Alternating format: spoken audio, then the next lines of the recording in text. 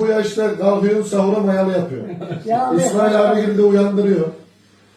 İyi Şunun yüzüne tükürsene. Niye?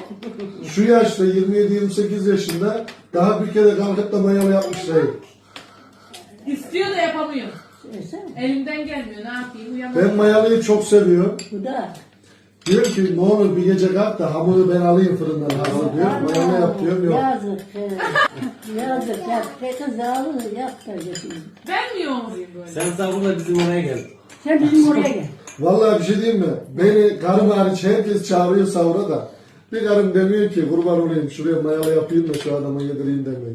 Yavaş kaşlı yağlı yüzünü de tereyağıyla yağlıyor. Rabbim nazarlardan saklasın. Maşallah evet. Diyor da gözüm kesmiyor herif. Zaten bebeğimle uğraşıyorum. Gece 12'de yatıyorum. Ne yapayım? O bebeğe koyuyordu, koyayı da yayıyordu. İmana da sağlıyordu. Alnımda belli vardı şöyle helal olsun diye. Ne oldu?